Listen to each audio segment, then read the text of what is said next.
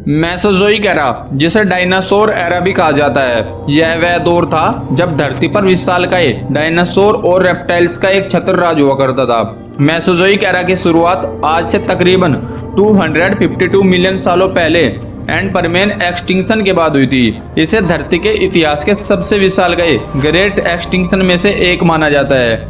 इस एक्सटिंक्शन के चलते धरती पर से लगभग 96% मैरीन लाइफ और 70% एनिमल और प्लांट स्पीसीज का अंत हो गया, जिसके बाद अस्तित्व में आया मेसोजोइक एरा, जिसे मुख्य रूप से 3 भागों में बांटा गया है, जिसमें से पहला है ट्राइएसिक पीरियड, जो कि आज से करीब 252 मिलियन साल से लेकर 200 मिलियन साल पहले तक के पीरियड को कहा जाता है।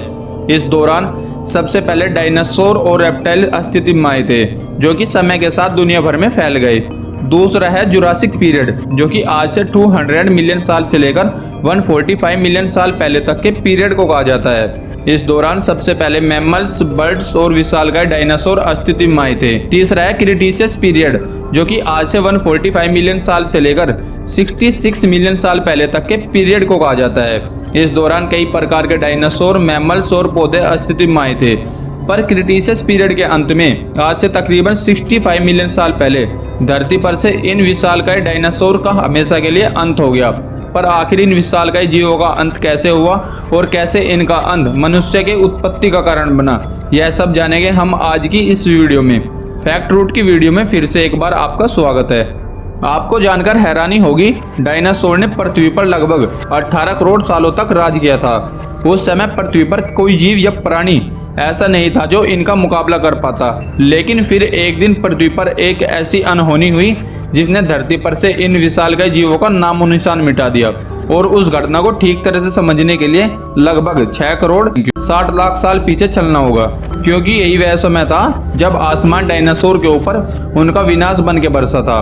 दोस्तों, आज से 6 करोड़ 60 लाख साल पहले धरती का मौसम काफी सुहावना था। चारों तरफ हरियाली और बड़े बड़े पेड़ पौधे ही नजर आते थे। पृथ्वी की तरफ बेहद रफ्तार से बढ़ रहे खतरे से पूरी तरह अनजान ये सभी जीव आराम से अपना जीवन जी रहे थे। दरअसल 15 किलोमीटर वाले व्यास वाला विशाल एस्टेरॉयड पृथ्वी की तरफ 22,000 मील प्रति घंटा की रफ्तार से पृथ्वी की तरफ बढ़ रहा था। यह एस्टेरॉयड धरती के ग्रेविटेशनल फील्ड में प्रवेश कर गया और फिर ग्रेविटेशनल फील्ड में घुसते ही इसकी रफ्तार लगभग 2 गुनी हो गई, जिससे कि यह बेहद तेज रफ्तार से आगे बढ़ते हुए पृथ्वी के वायुमंडल में भी घुस गया।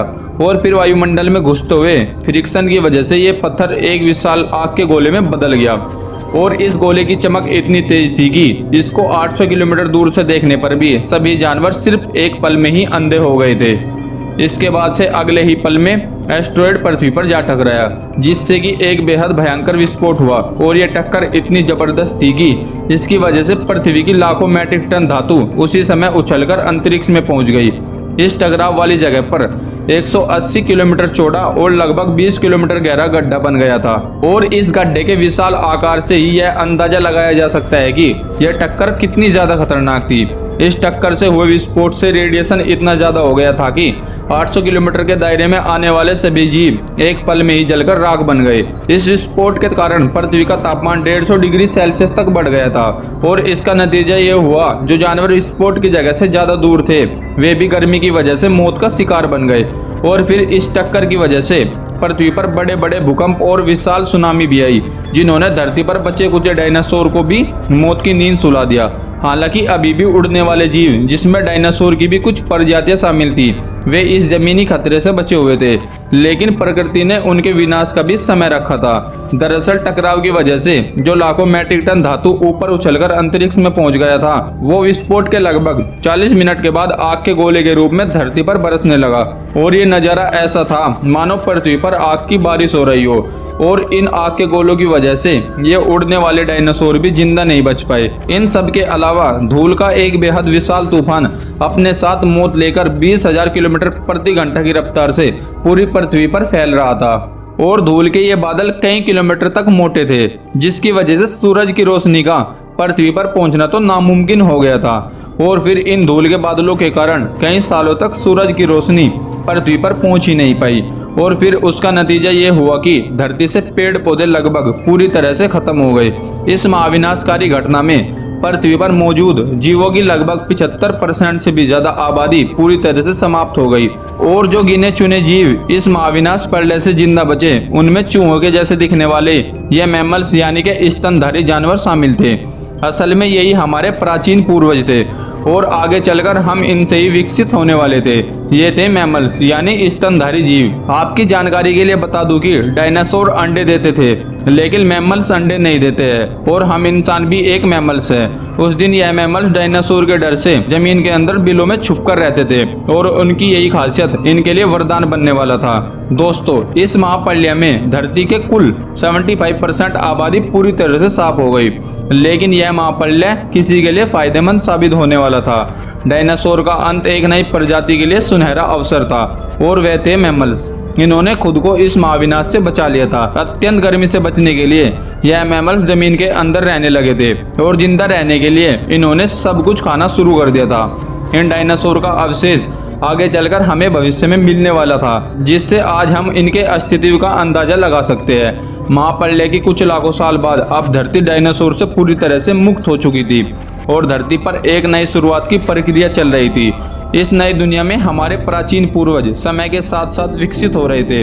वे आकार में पहले से काफी बड़े हो चुके थे, परंतु यह देखने में हमारी तरह बिल्कुल भी नहीं लग रहे थे, किंतु इन्हें आगे चलकर कई अन्य प्रजातियों में विकसित होना था। आज से करीब 4.7 करोड़ साल पहले अब धरती का वातावरण पूरी तरह से आज के समान हो चुका था।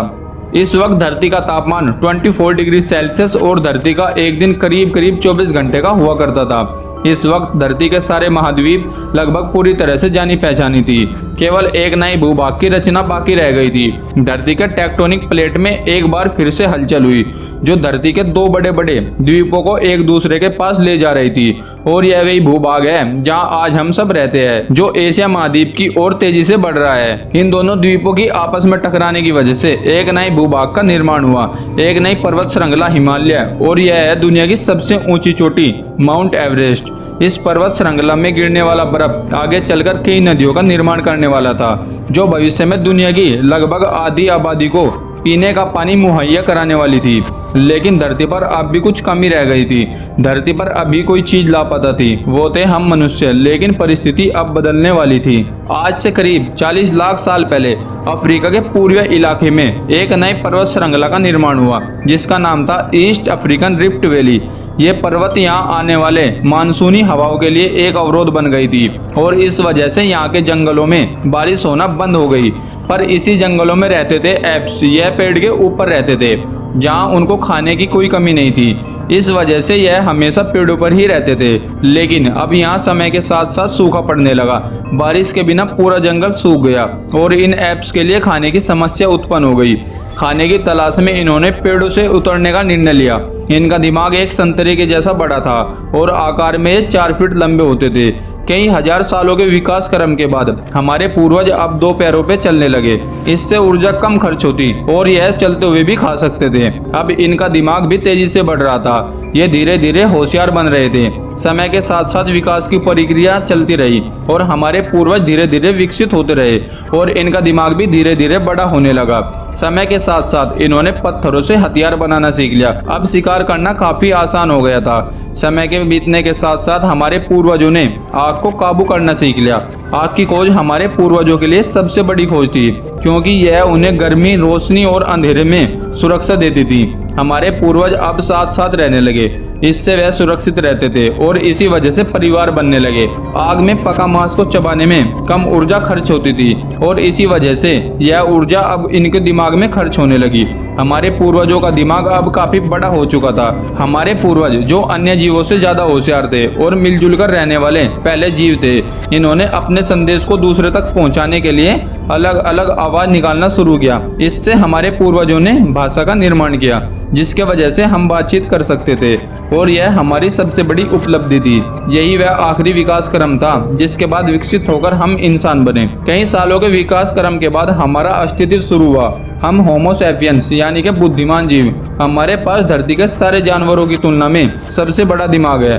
तो इस प्रकार हुआ पृथ्वी पर डायनासोर का अंत और इंसानों का जन्म। अगर आपको यह वीडियो पसंद आई हो तो लाइक करें, शेयर करें, कमेंट करें और चैनल को सब्सक्राइब करके बेल आइकन पर क्लिक करके ऑल सेलेक्ट कर ले। अगर आपको किसी भी मिस्टीरियस और हॉरर चीजों के बारे में जानना हो तो आप मुझे कमेंट में बता सकते हैं। मैं आप तक आपकी पसंदीदा वीडियो लाने की जरूर कोशिश करूंगा।